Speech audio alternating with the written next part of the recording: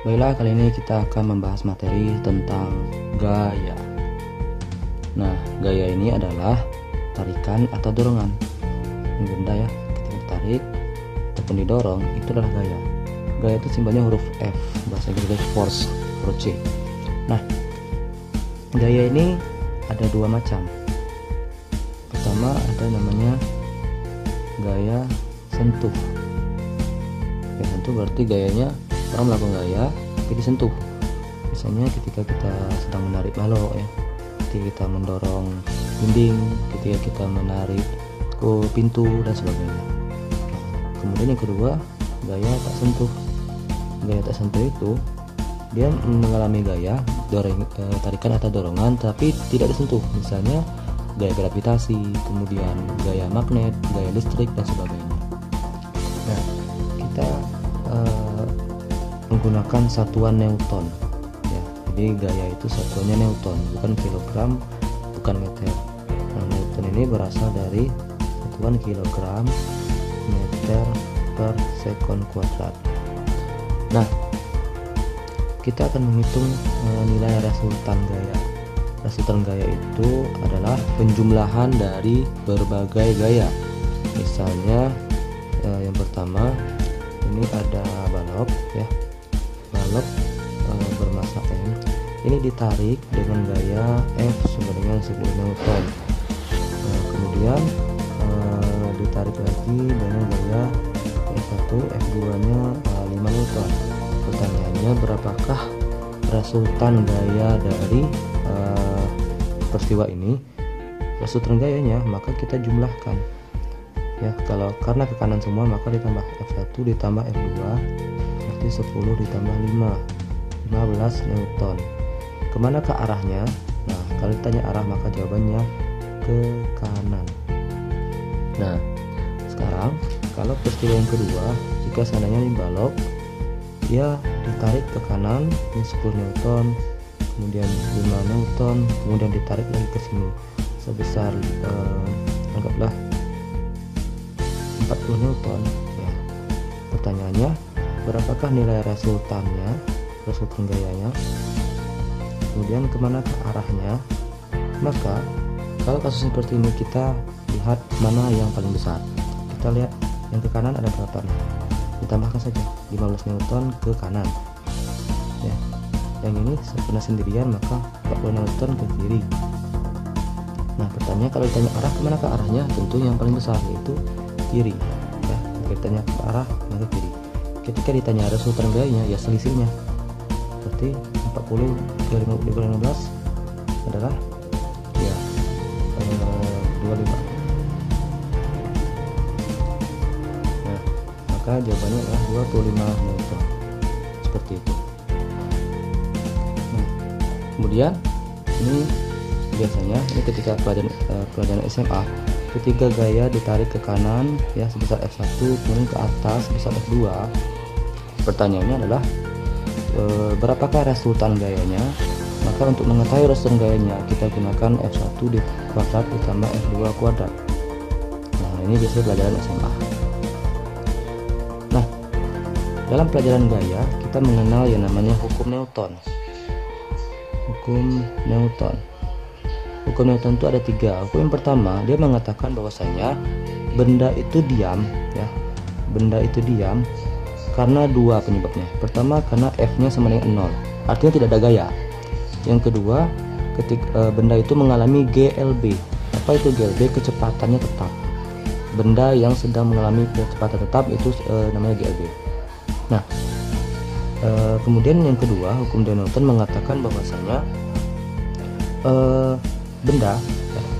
benda itu mengalami percepatan itu karena gaya nilai percepatan suatu benda ya itu dipengaruhi oleh gaya dan masanya.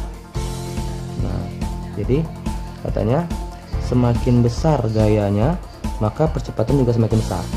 Semakin besar massa maka ini semakin kecil. Ini namanya berbanding.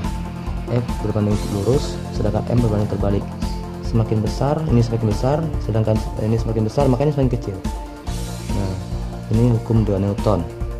Hukum 3 Newton mengatakan bahwasannya F aksi itu sama dengan F reaksi.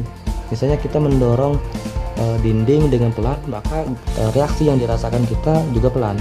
Nah, maka F aksi sama F reaksi itu ada tanda min di sini. Ini hanya menunjukkan bahwasanya arahnya itu berbeda. Kita dorong ke depan, maka reaksinya ke belakang. Nah, inilah konsep tentang hukum Newton. Baik, kita akan coba kita akan buat dua contoh soal. Nah, contoh soal pertama. Ini ada benda ditarik ke kanan 10 Newton, ke kiri ke kanan juga 20 Newton, kemudian ke kiri 15 Newton, kemudian ke sini 35 Newton. Nah, pertanyaannya berapakah nilai resultan gayanya, kemudian kemanakah arahnya. Nah, untuk menjawab ini maka kita harus jumlahkan dulu. Yang ke kanan ada berapa? 30 Newton. Yang ke kiri ada berapa? 50 Newton. Maka ketika ditanya arah, maka jawabannya yang paling besar, yaitu 50 Newton. Ketika ditanya berapakah resultannya, maka kita lihat selisihnya. 50 ke 30 itu berapa? 20 Newton. Maka jawabannya 20 Newton. Simpel ya. Kemudian contoh soal yang kedua yang biasa muncul itu misalnya seperti ini. Ini ada benda ya, masanya 0,2 kg misalnya, 0,2 kg ditarik dengan gaya anggap saja 4 Newton. Nah, pertanyaannya berapakah nilai percepatan yang dialami oleh balik tersebut. Nah, karena rumus tadi F sama dengan M dikali A atau A sama dengan F bagi M, maka kita bisa bikin rumus segitiga seperti ini. F nya di atas, M A. Maka untuk mencari A, F bagi M. Untuk mencari M, F bagi A ya. Nah, sekarang yang ditanya adalah A, maka kita A sama dengan F dibagi M. F nya adalah 4 Newton, M nya adalah 0,2. Nah, bagaimanakah cara membagi angka yang berkoma? Maka kita hilangkan komanya, sama-sama dikali 10. Hanya menjadi 40 dibagi 2 sama dengan 20 Newton. 20 meter per second square. Nah, jadi seperti itu. Nah, contoh soal yang ketiga seperti ini.